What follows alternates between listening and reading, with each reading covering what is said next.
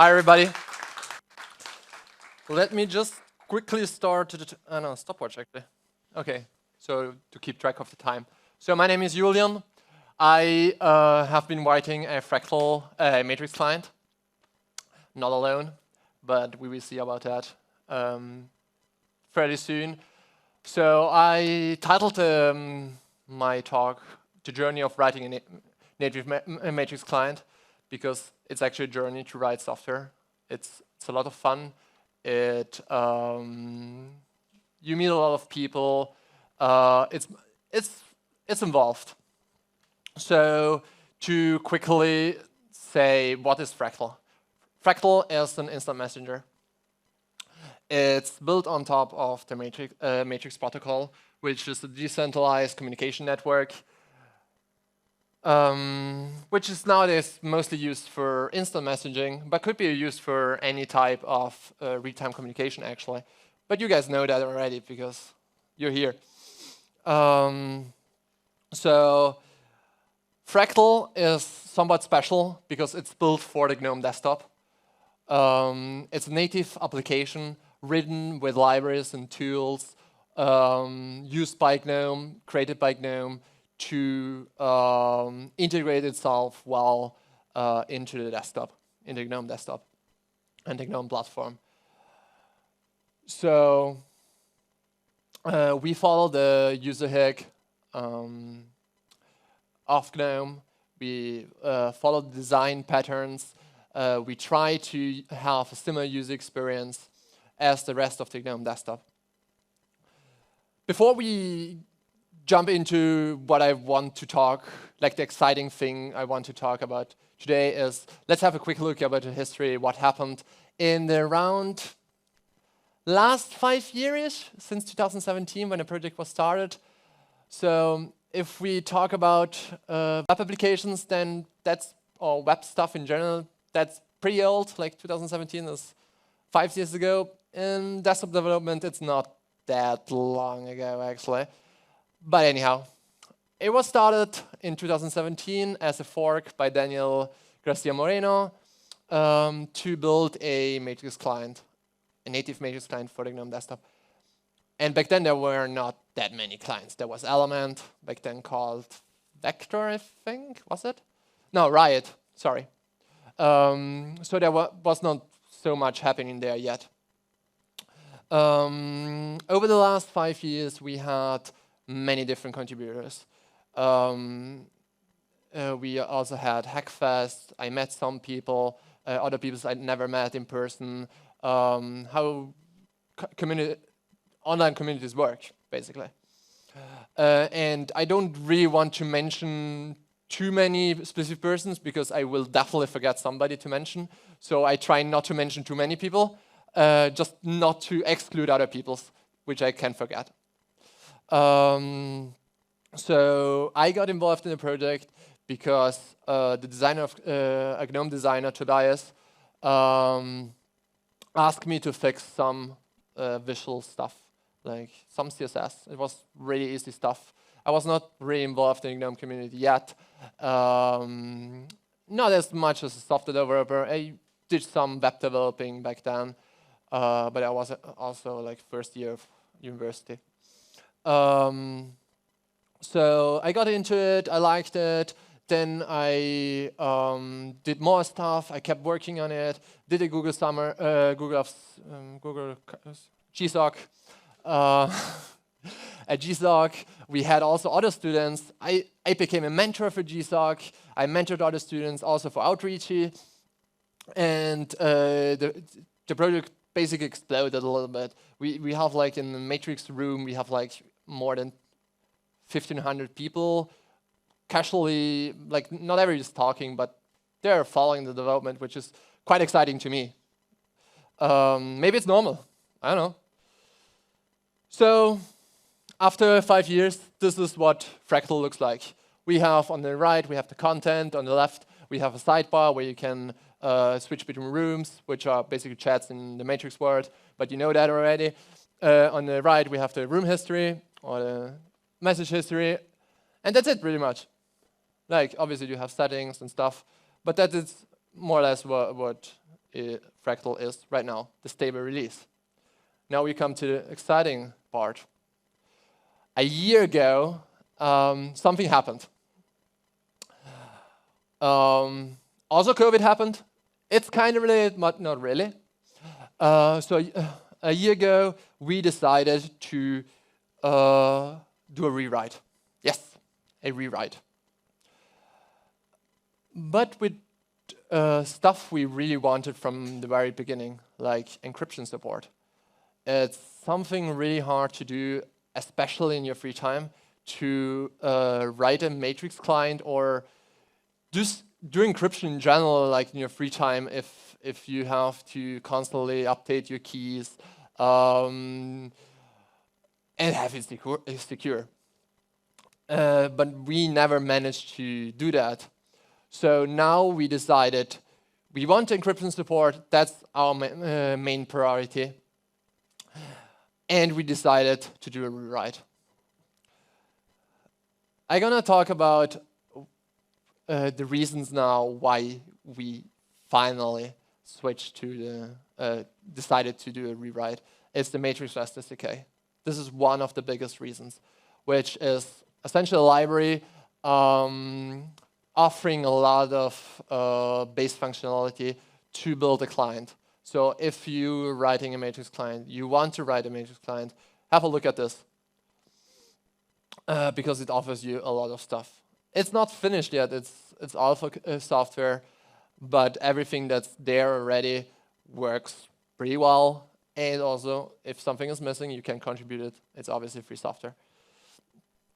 So to get you moving a little bit, let's do a quick exercise.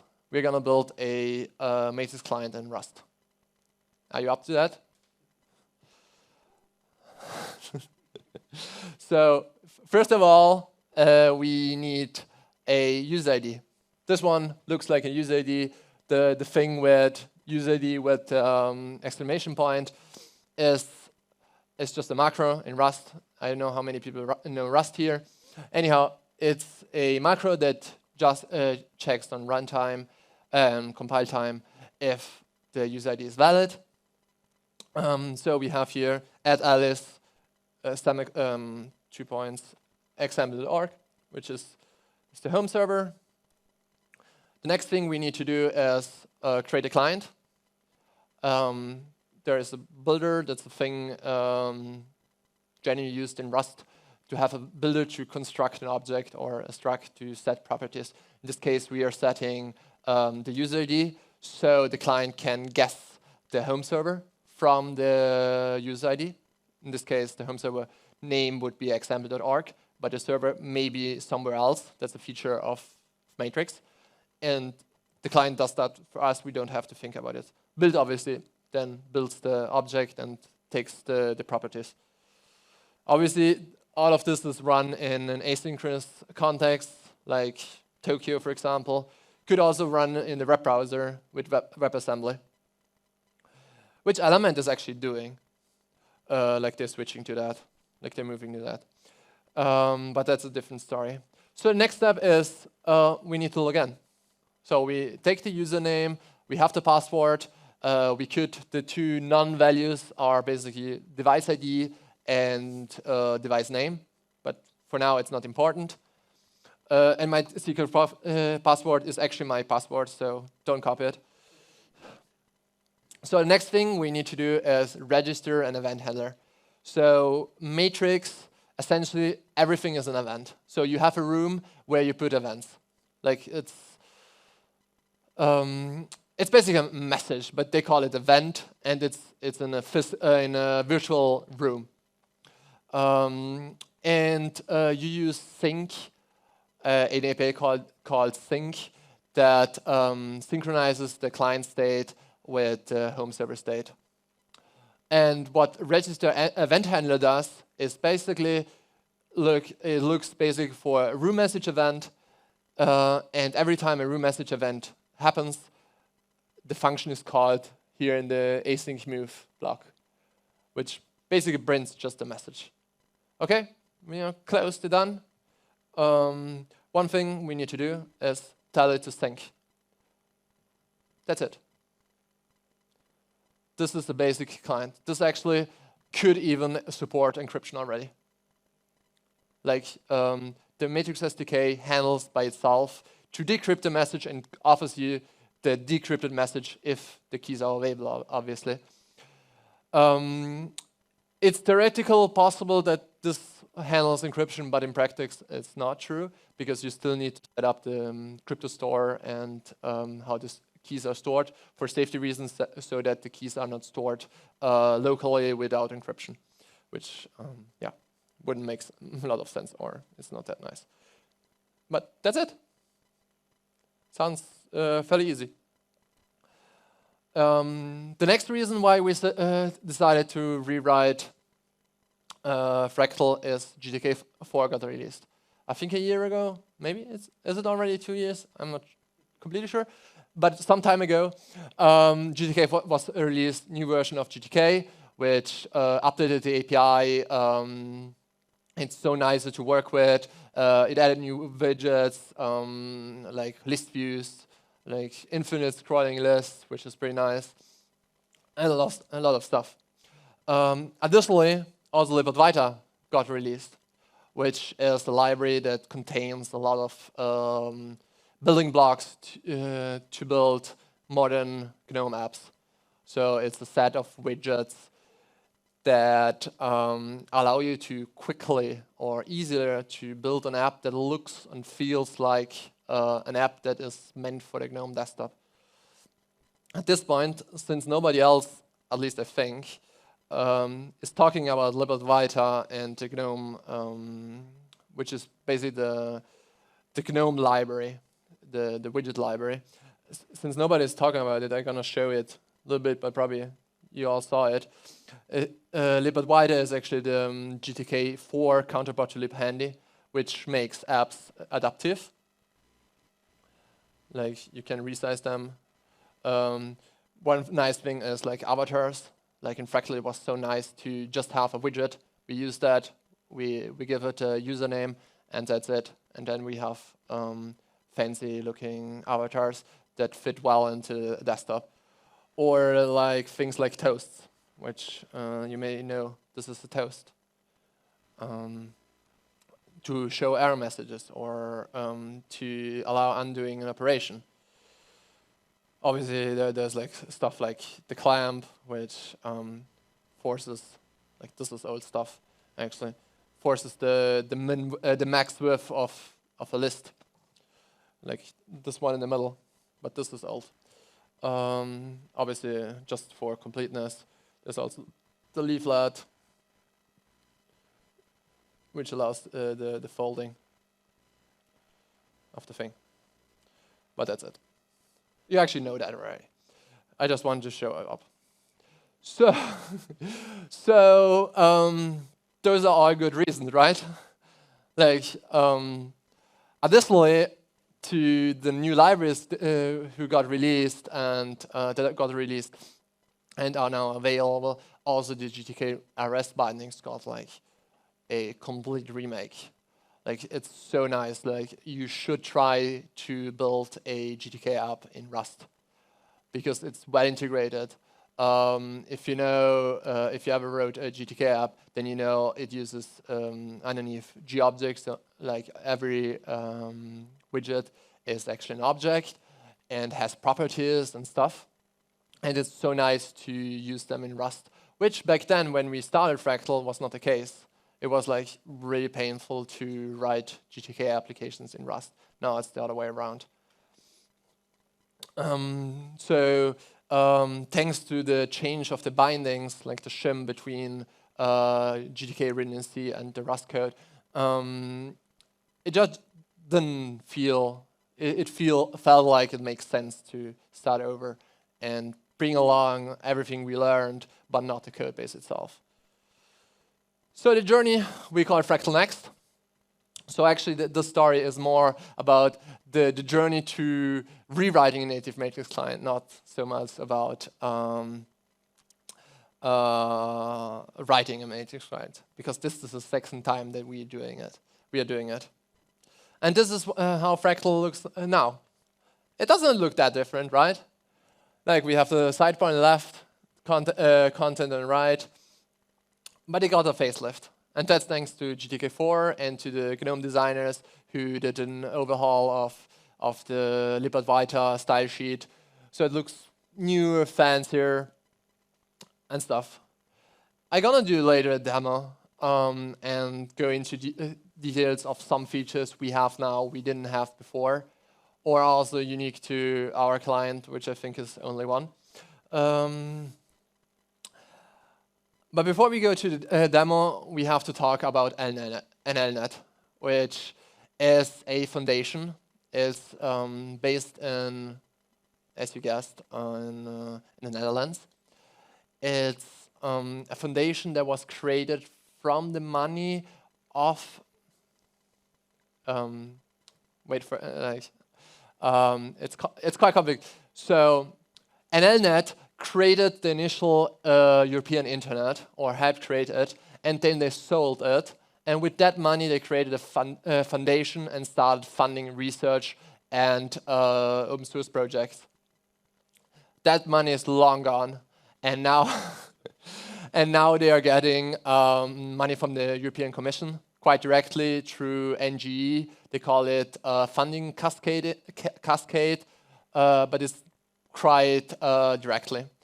So the initial funding we got for encryption, to work on encryption for a couple of months, like I think it was like 4 or 5 months, to get the matrix-rust-sdk integrated in Fractal in their current code base, and just be able to have a basic end-to-end encryption in Fractal. But the plan changed. It didn't work out like that. We started looking into it, how to integrate Rust SDK. Alejandro, a GeoSoc student, did a lot of work on that. He tried to make it work on the old code base. But it was just difficult. So we talked to NLNet. We agreed that they increased the funding for the project, that we also can do a rewrite and then implement end-to-end encryption on top of the new code base. And this way I could, thanks to NLNet, I could basically spend an entire year to work on Fractal and on the Matrix SDK, because a year ago it was not that complete as it is right now.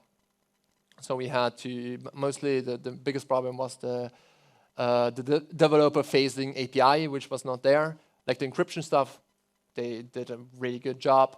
The Matrix SDK is funded by Element, is owned by, like the copyright is owned by the Matrix Foundation. So we contributed to that thanks to the NLNet funding. And if you want to do something, you should definitely try to apply for something then, because they're really nice people.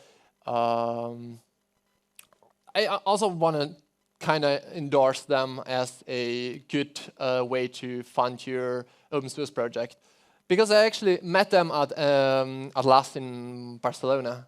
I don't remember who did a lightning talk about NLNet, but basically he was saying he's working for NLNet, and you should come to us to get funding for your project. And that's why I stand here, because of last in 2018. So NLNet asked for not many things. Like they ask what you want to do and how much you want, how much you need funding. But additionally, which I find really nice, is they also want a audit of accessibility. Like they want to check if your application is actually accessible for different able people, which is very nice. Unfortunately, we didn't do it yet, so I can't really talk about the journey. I started myself to improving some stuff, because GTK has actually a nice framework which comes with GTK4, which works pretty well. But you actually, as a developer, you need to try to think about it and to do it. it's kind of different interface than the general UI. You can imagine a screen reader needs some information to tell the user what a button does and stuff, and that information you have to provide. I worked on it for myself a little bit, but I really want to do the accessibility audit to see how well is GTK doing, how well is Fractal doing, because obviously it goes hand in hand. If GTK does it well, then Fractal does it well. If Fractal does it well, it does not necessarily mean that GTK does it well, but probably it's interconnected. Additionally, which we already started, is the security quick scan. We have a security researcher analyzing the code, not only Fractals, because we actually tried hard to not have any security critical or complicated or matrix-specific related code into a Fractal code base. Everything we pushed into, we tried to push everything into the matrix-rust-sdk. So obviously, they also, even though most of the code written in the matrix SDK was not funded by NLnet, they still fund the quick scan for the SDK. And they found some security issues, but nothing too terrible. Like that the database is world readable, which is not awesome, but it's not terrible and it's quite easy to fix, which we actually did already. Another one is that you can downgrade the TLS connection, for example, to a lower version, to an insecure version, which is also not that nice, a little bit more difficult to fix, because actually also the server should not accept lower versions. But we have to look into that. And also the quick scan is not finished yet. They're still looking into it. The researcher, I don't know his name, but he is actually based in Peru, which is quite interesting time-wise, like time zone-wise. So even though my talk has still a lot of time left, I'm apparently going way quicker than I assumed. I'm gonna do a really slow demo. It doesn't work for you. So, actually, no, maybe not. So this is Fractal. We actually have a really nice feature, as you can see. We have multi-client support. This was one of the first things we added, which is kind of weird because so much stuff was missing, but we added account support. That was actually done by one of the GSOC students. And you can easily switch between accounts, which is pretty nice. Then obviously you can search for rooms. Quite recently we added the people category, which we didn't have before. Like in old Fractal, we only had favorites and rooms, I think. And now we have favorites, people, low priority, like all the things you know from Element. Historical, you actually can also move them around. Like I can move Tobias to favorites, or actually not. But you also see the nice error message. And why actually can't I move it there? Okay, I don't know why I can't move that. Can I move this one? No, I can't move that one either. But I can move libwider to favorite. Don't I have? I don't have internet. I turned off the internet, sorry. That explains it. Okay, that's something we really wanted in old Fractal is to have also offline support, which now we are close. Like this is right now offline. It may load messages, it does not in this case, because apparently it does not have the messages stored, but it has some messages stored, but not that many. You can see that the loading spinner disappears. I still don't have Wi-Fi. So what else can I show? We have already room details. Memory lists obviously empty right now because I don't have internet connection. Oh, here it is. Like sometimes it needs to fetch stuff from the home server. Sometimes it has it locally. Like we try that. One of the things I really tried hard to implement in the Matrix SDK, like I myself, to have a local cache of the entire room history in the SDK, which with Matrix is kind of painful because the event graph, like the sequence of events can change. Like you can't trust the timestamp, and thanks to federation, events that happen later can happen before. Actually, like can be before in the timeline because just the servers were outdated.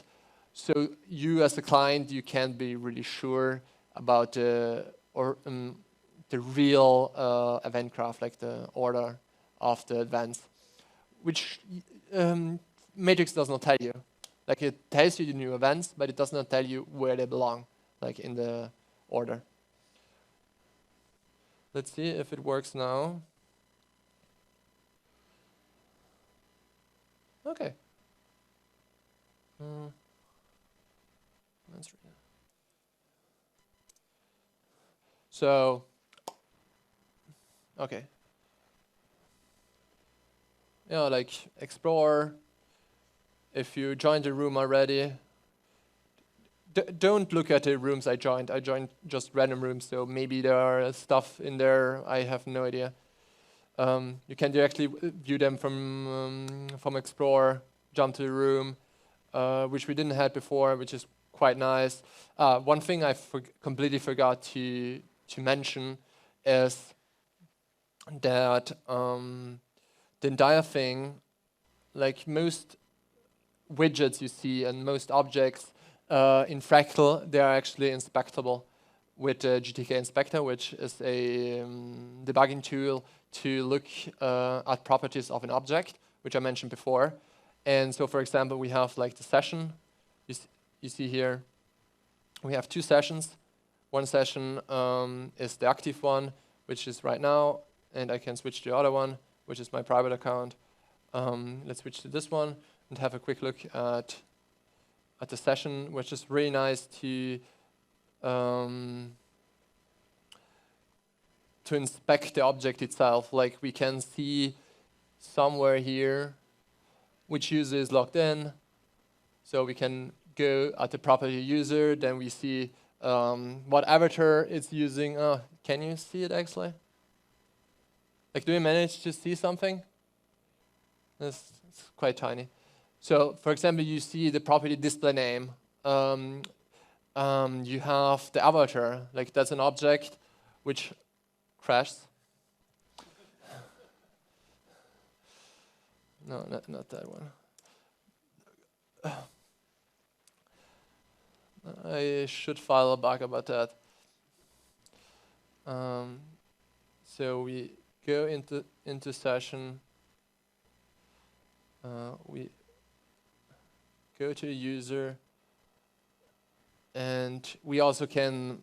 I'm not going to click at the avatar anymore, which is also an object, but trust me, it's an object. It also has properties like the matrix URL, the MX, like the media URL for the avatar, which you can inspect.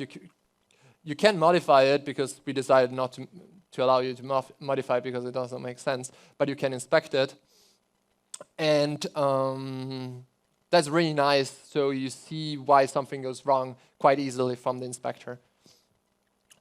For example, you see also that the user is verified, which is the property. So we created basically for most of the Rust SDK a wrapper in GObject to have an object, so we can have the typical GTK development environment where we can bind a object to a widget, so we have a proper model there.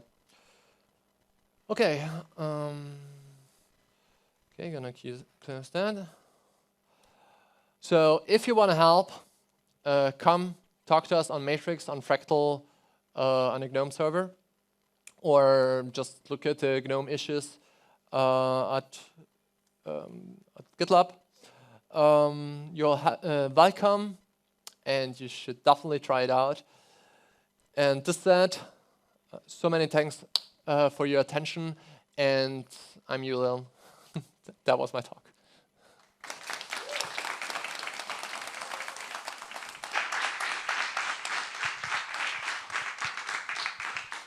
Oh, if there are questions, I think we still have some time. Lots of time. Lots of time. Okay, yeah, it was quick. I didn't see any online questions either in Telegram or in Matrix, so we got to do it with the room.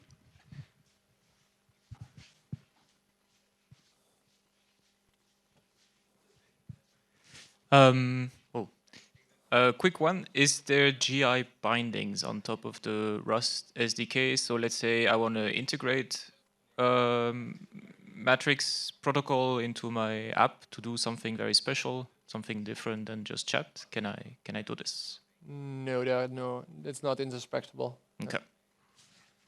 But it would be nice to do. Like, it was something we wanted to do, but you need to implement it. It's a lot of work. It's not like you have documentation. It's not object based where you can just generate bindings for different languages or something like that. But it would be something doable, and you could also take parts of Matrix of Fractal and just move them over to an external library and have a complete set of GI bindings. Oops. Other questions? I see one back there.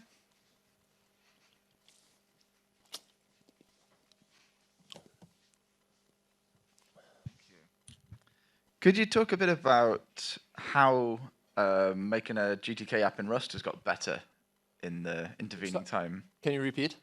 Yeah, you said that making a GTK Rust app was horrible, and now it's great. Why? What's improved? Like, you can subclass. Like in GTK, to have certain functionality in a widget, you need to create a subclass, and you can't do that. You couldn't do that. Or in GTK, it's really nice to use composite templates, which are XML files that create your UI. You couldn't use them. It was also painful to, like, you could use the templates, but if you wanted really to interact them, you had to write a lot of Python code, and it was not like nice how it was in C. And you couldn't still not create subclasses, so you had a composite template that was loaded at runtime to create your widget, but still dynamically, not like with a subclass. Does that answer your question? Sorry? Today you want to do that? Someday. Someday, yeah, you should do that. Eventually. Let's do it today. Today is someday. There's no better day to start than today. And Yeah. Britt always has a question. Yeah, thanks. So the connection, in the Venn diagram of libadwaita GTK developers and Fractal developers, I'm sure there's lots of overlap. What's the process of, you find that there's a need for a specific widget type in Fractal, so you develop it for Fractal.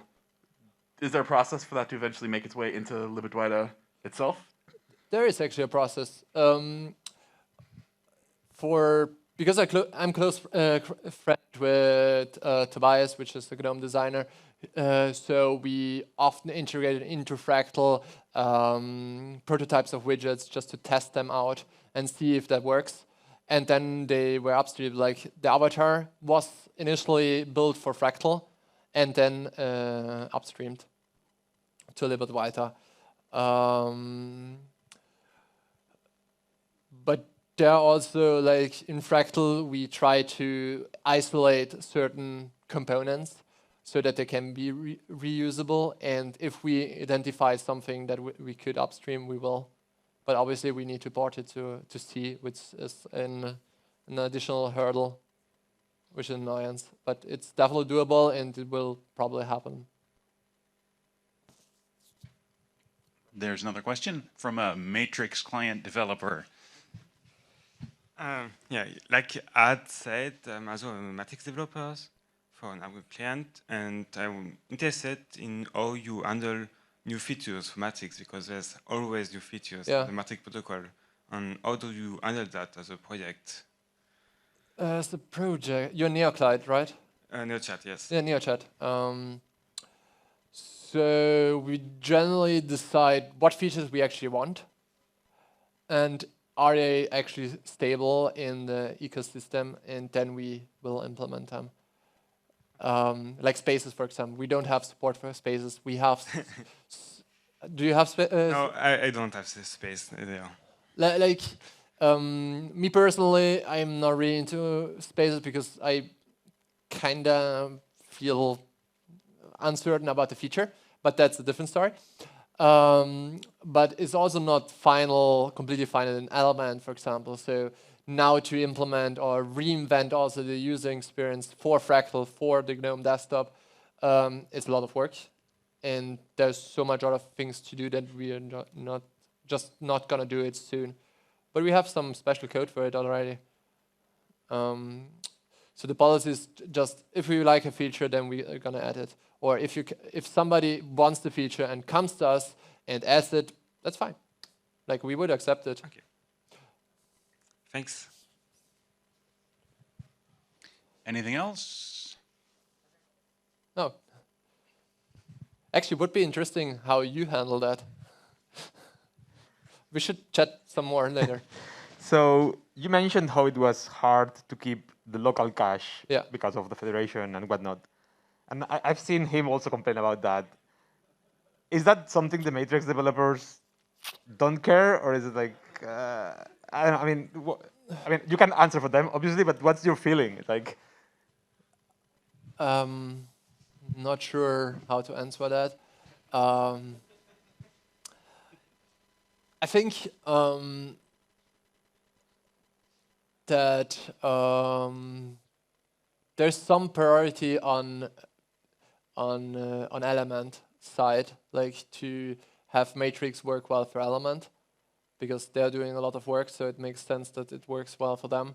And Element is a web client, and in the web it's not that problematic to fetch a lot of stuff. Everybody has a good internet connection here in Europe, at least, and I guess that works well.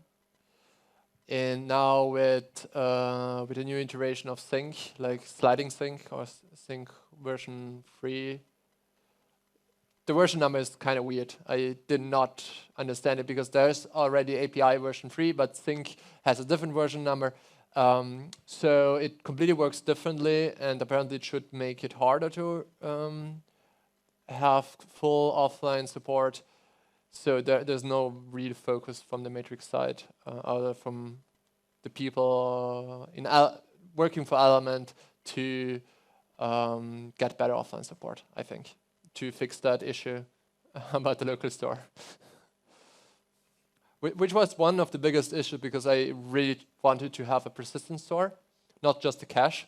So I wasted a lot of time to make it perfect. And then I just run into random problems and said, no, it's not possible. It's just not doable.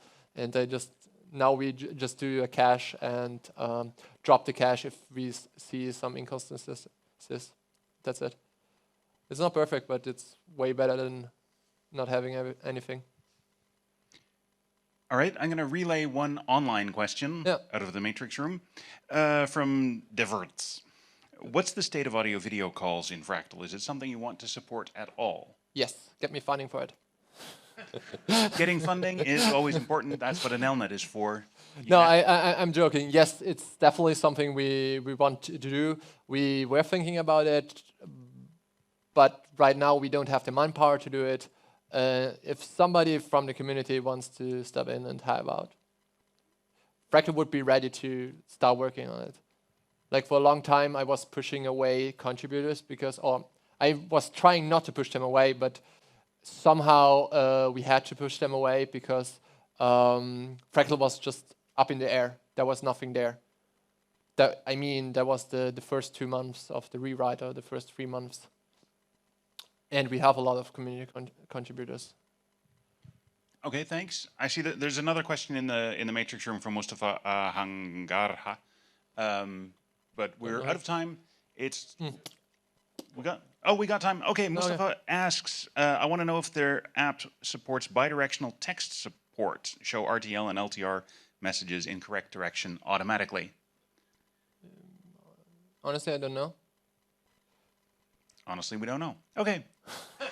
Like, we need like more RTL participants. I honestly think it should support it because GTK does. But yeah, I'm pretty sure. But didn't try it.